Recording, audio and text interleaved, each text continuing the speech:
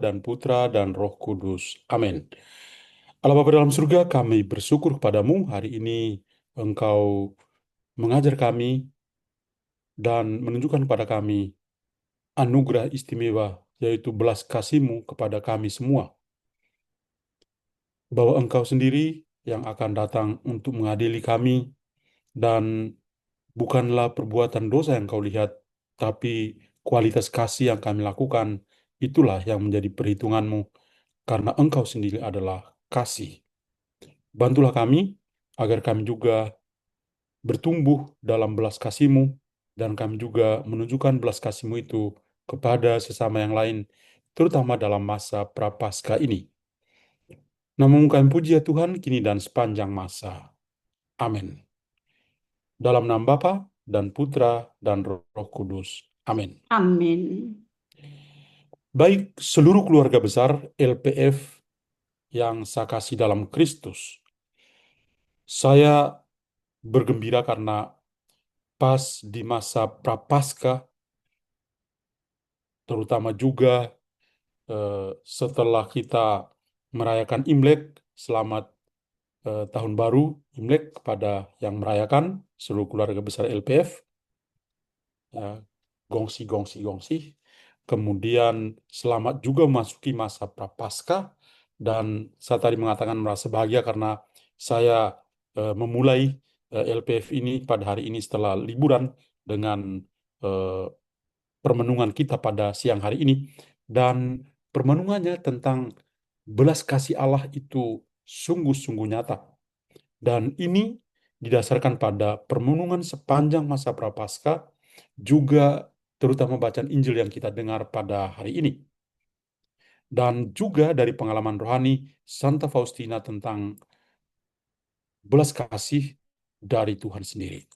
Seperti biasa, saya menyiapkan materialnya untuk bisa saya bagikan di sini.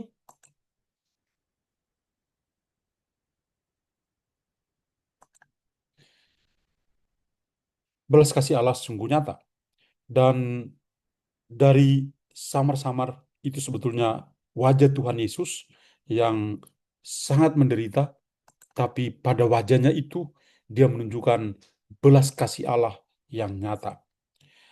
Almarhum Paus Fransiskus ketika dalam tahun kerahiman, dia mengatakan Yesus itu menunjukkan wajah belas kasih atau wajah kerahiman. Nah, saya memulai dengan sosok gembala kita ini. Pada tanggal 12 Februari yang lalu, dia menulis sebuah pesan untuk kita semua sebagai umat Katolik, pesan Prapaskah yang beliau alamatkan pada kita semua dengan pesannya begini: kita dalam masa Prapaskah itu perlu mendengar sabda Tuhan, berpuasa, dan membangun komunitas. Mendengar sabda Tuhan itu penting karena kita bisa mendalami misteri ilahi dari Allah sendiri. Kalau kita mendengar sabda dengan baik dalam masa Prapaskah ini, maka kita akan pertama mengalami Allah dalam kehidupan kita. Yang kedua, kita menjadi satu komunitas karena mendengar sabda Allah yang sama. Dan yang ketiga adalah kita menjadi rasul atau misionaris dari sabda yang kita dengar. Tapi Paus Leo lebih lanjut mengatakan kita tidak berhenti pada mendengar sabda Tuhan. Tapi ketika kita mendengar sabda Tuhan, kita akan didorong atau dibantu untuk mendengar suara jeritan dari saudara-saudara yang menderita.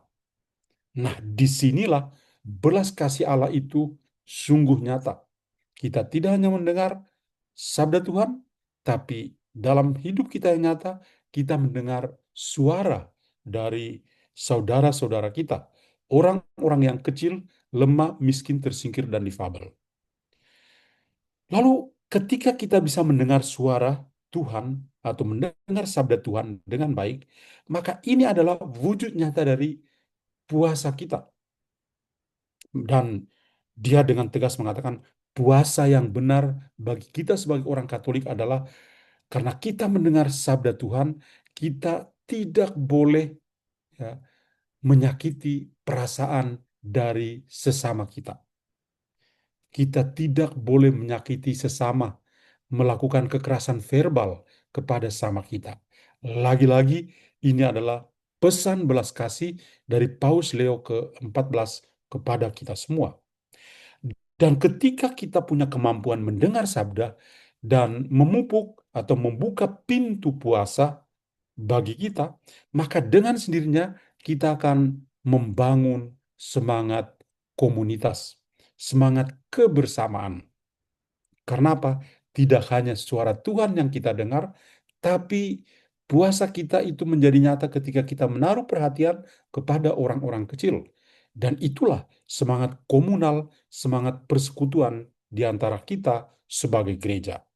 Ini adalah warna khas yang sangat istimewa, yang juga menjadi pesan istimewa dari gembala kita, Paus Leo yang ke-14.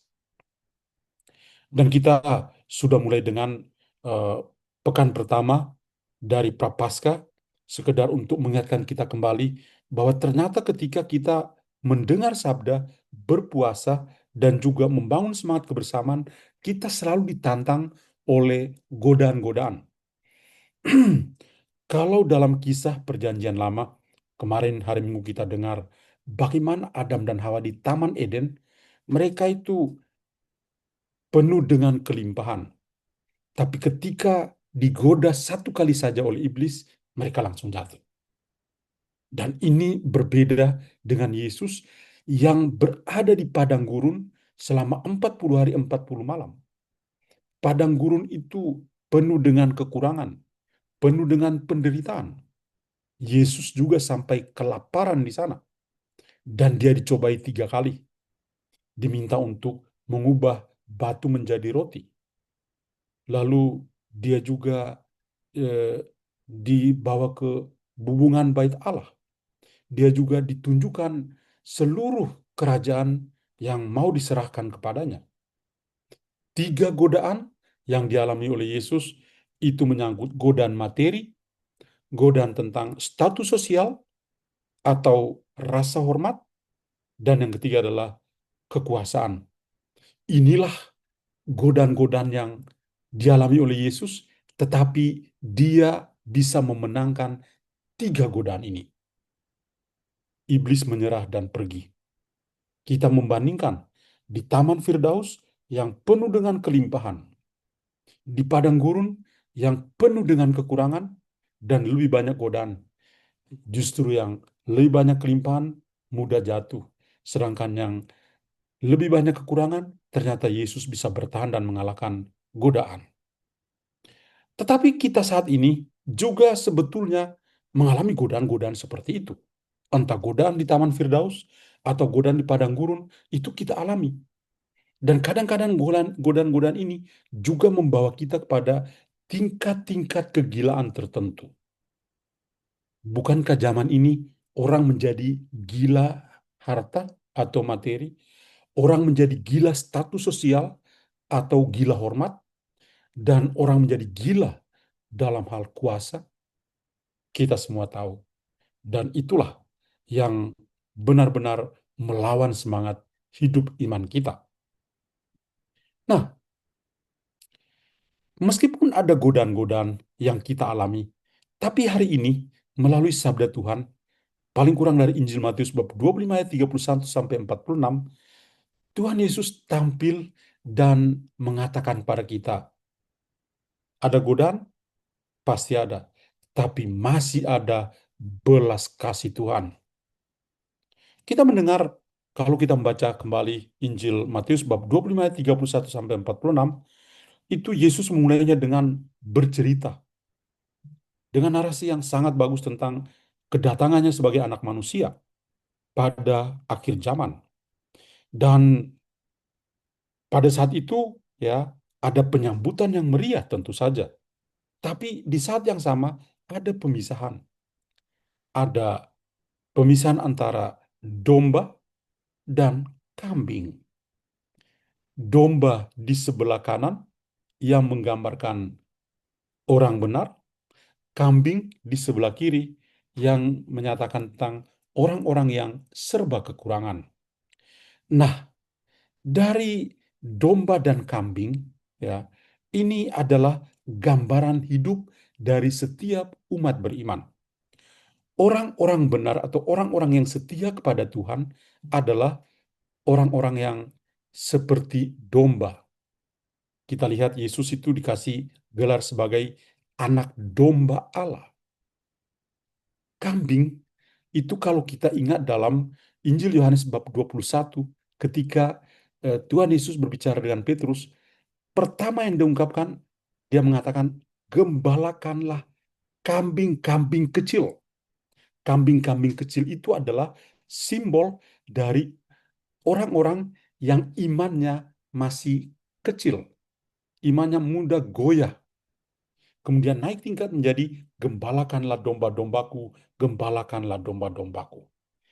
Orang-orang benar adalah domba, orang-orang yang jahat adalah yang ada di sebelah kiri. Mereka adalah kambing-kambing.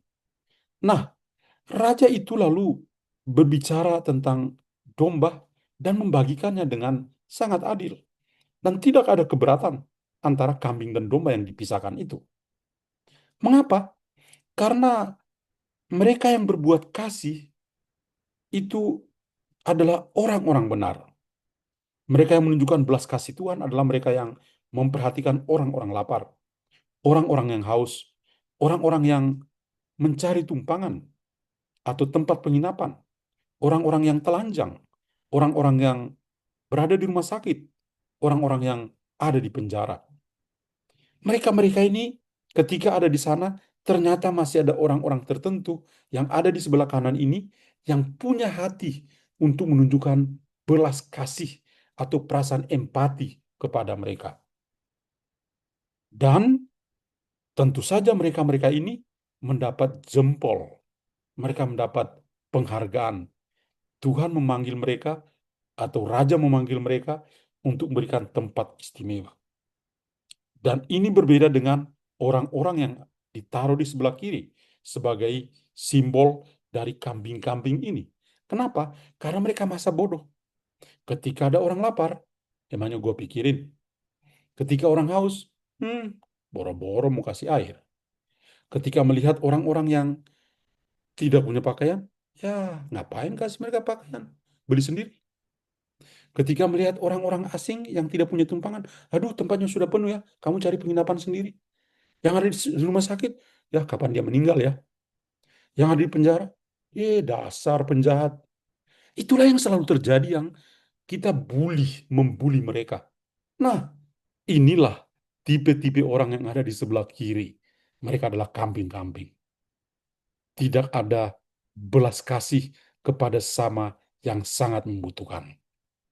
Nah, pesan Tuhan Yesus itu sangat jelas. Kepada orang-orang benar yang berada di sebelah kanan, Tuhan Yesus mengatakan begini, Aku berkata kepadamu, sesungguhnya segala sesuatu yang kamu lakukan untuk salah seorang dari saudaraku yang paling hina ini, kamu telah melakukannya untuk aku. Ternyata pada orang-orang yang kecil, orang-orang yang miskin, mereka yang lapar, haus, tidak punya pakaian, yang tidak punya tumpangan, orang sakit dan orang-orang di penjara, ternyata mereka itu adalah Yesus-Yesus yang lain. Yesus-Yesus yang kelihatan masa kini. Maka Yesus mengatakan, kamu lakukan untuk aku. Injil Matius bab 25 ayat yang ke-40. Selanjutnya mereka yang di sebelah kiri, itu Tuhan Yesus mengatakan kepada mereka, Aku berkata kepadamu, sesungguhnya segala sesuatu yang tidak kamu lakukan untuk salah seorang dari yang paling hina ini, kamu juga tidak melakukannya untuk aku. Di sini Tuhan Yesus mengidentifikasi dirinya sebagai orang kecil, orang yang perlu diperhatikan, menjadi opsi fundamental kita untuk memperhatikan mereka. Sayang sekali, ketika Tuhan Yesus mengidentifikasi dirinya seperti itu, tidak ada seorang pun yang memperhatikan. Kasihan sekali. Dan itu juga yang sering kita lakukan. Ingat baik-baik, perbuatan kasih kepada orang kecil, lemah, miskin, tersingkir, dan difabel, itu kita lakukan untuk Yesus. Dan Yesus itu pasti mengasihimu. Kita perlu memegangnya erat-erat, pesan yang indah ini. Nah, dari sabda Tuhan yang indah dari Matius bab 25 ayat 31 sampai 46, kita belajar hal-hal yang sangat bagus. Yang pertama adalah tentang penghakiman terakhir. Tuhan Yesus berbicara tentang penghakiman terakhir. Dia akan datang untuk mengadili orang hidup dan mati. Maka menjadi pertanyaan bagi kita, apakah kita sudah siap berada di sebelah kiri atau di sebelah kanan? Apakah kita lebih cenderung ke kanan atau kita lebih cenderung ke kiri? Atau kompromistis dengan mengatakan, kayaknya di kiri juga boleh, di kanan juga boleh. No, harus di sebelah kanan. Kita harus belajar untuk selalu berbuat baik. Belajar untuk menunjukkan wajah kerahiman dari Bapa kepada orang-orang yang kecil. Maka pada saat penghakiman, layaklah kita berada di sebelah kanan, bukan di sebelah kiri. Kita harus menjadi domba, bukan kambing. Yang kedua, kasih sayang dan buahnya yaitu penerimaan dalam kerajaan. Kalau kita bisa mengasihi, apalagi mengasihi orang kecil, kita mengasihi Yesus sendiri. Maka pahalanya adalah kita punya tempat dalam kerajaan Bapa di surga. Ini adalah impian, cita-cita dari kita semua. Satu lagi adalah, pada orang-orang kecil, kita melihat wajah Yesus sendiri. Santa Teresa dari Kalkuta mengatakan, saya melihat wajah Yesus dalam diri orang-orang kecil. Kemarin saya menulis satu artikel dan pasti ada di antara kita yang membaca, di LPF juga pasti ada yang membaca. Saya ceritakan tentang pengalaman Mahatma Gandhi. Mahatma Gandhi suatu saat dia naik kereta api, pas naik kereta api, sepatu sebelahnya jatuh di atas rel kereta api. Maka pas kereta api mau jalan, dia juga membuka sepatu yang satunya dan dia buang di atas rel kereta api yang satu. Dan orang bingung, loh, jadi sebentar kamu kaki kosong saja. Dan dia mengatakan, iya, masih terlalu banyak orang yang mencari sepatu untuk memakainya. Biarlah sepatu ini saya tinggalkan supaya mereka pakai. Wah, seorang Hindu tapi mengajar moral yang luar biasa. Tidak terikat pada apa yang dia miliki, tapi dia percaya masih ada orang kecil yang sangat membutuhkan sepatu. Bagaimana dengan kita? Ingat, pada orang kecil kita melihat wajah Yesus sendiri. Satu lagi adalah kasih kepada Allah itu tidak dapat dipisahkan dari kasih yang praktis kepada mereka yang terpinggirkan, mereka yang rentan dalam masyarakat kita. Kalau Anda mengatakan Anda mengasihi Allah, Anda juga harus mengasihi mereka yang kecil. Orang-orang LPF akan tampil beda dan hebat kalau tidak hanya mengasihi Allah dalam doa bersama di LPF, tapi dalam kasih kepada orang-orang kecil. Doa dan kasih kepada orang-orang kecil itu membuka pintu keselamatan bagi kita. Maka kalau kita dengan branding Loving Prayer Family, LPF, itu harusnya selalu membuka pikiran kita. Saya tidak hanya berdoa, tapi saya akan mengkonkretkan doa saya ini dengan perbuatan-perbuatan yang nyata, yang praktis kepada orang-orang yang kecil, atau di sini saya tulis kepada orang yang terpinggirkan dan mereka yang rentan, yang tidak punya pengharapan supaya bisa punya pengharapan. Itu pesan istimewa untuk komunitas LPF. Nah, bagaimana dengan pengalaman rohani dari Santa Faustina? Kalau kita berbicara tentang Tuhan yang Maha Rahim dalam buku harian Santa Faustina itu terlalu banyak. Kita semua pasti tahu itu, banyak sekali. Maka saya hanya ambil yang sederhana dan mudah untuk kita dapat ini. Yang pertama dari buku harian Santa Faustina nomor 300, di mana Tuhan Yesus meminta atau menyampaikan kepada Santa Faustina seperti ini. Hatiku bersukacita karena dijuluki Sang Kerahiman. Hati Yesus itu senang karena orang menjulukinya sebagai Sang Kerahiman. Dan lagi, almarhum Paus Fransiskus mengatakan dalam bula tentang Misericordia Vultus, dia mengatakan pada wajah Yesus itu dia tunjukkan wajah kerahiman Bapa. Karena itu, ketika melihatnya ini, saya teringat pada pesan almarhum Paus Fransiskus ini. Tuhan Yesus mengatakan, hatiku bersukacita karena dijuluki sebagai Sang Kerahiman. Menjadi pertanyaan bagi kita adalah, apakah kita bisa menyerupai Yesus yang punya hati yang penuh kerahiman, hati yang penuh belas kasih, hati yang penuh empati, bukan sekedar simpati, tapi empati kepada orang-orang kecil.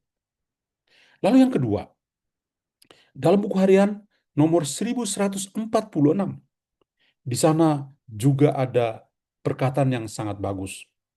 Tuhan Yesus meminta kepada Faustina untuk menulis seperti ini. Sebelum aku datang sebagai hakim yang adil, lebih dahulu aku akan membuka lebar pintu kerahimanku. Dia yang tidak mau masuk melalui pintu kerahimanku harus masuk melalui pintu keadilanku. Ini cocok dengan Injil hari ini. Yesus akan datang untuk mengadili orang hidup dan mati. Dan kepada Faustina dia katakan, tuliskanlah itu. Bahwa sebelum dia datang sebagai hakim agung, hakim yang adil, dia terlebih dahulu melakukan satu pekerjaan yang luar biasa. Membuka lebar-lebar pintu kerahiman. Bukan pintu pengadilan, pintu kerahiman. Itu luar biasa. Membuka pintu kerahiman. Dan kalau orang yang tidak taat pada pintu kerahiman Yesus, barulah mereka masuk dalam pintu keadilan dari Yesus. Dia akan mengadili mereka.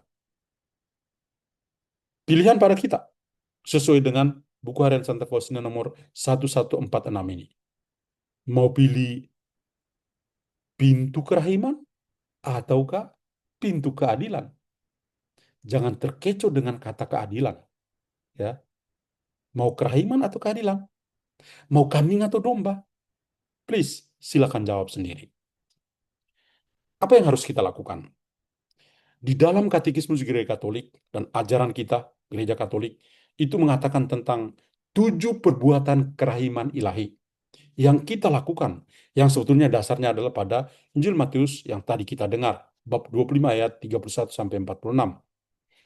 7 perbuatan kerahiman ilahi yang sifatnya jasmani adalah pertama, memberi makan kepada yang lapar. Yang kedua, memberi minum kepada yang haus. Yang ketiga, memberi penginapan kepada tunawisma. Yang keempat, mengenakan pakaian kepada yang telanjang.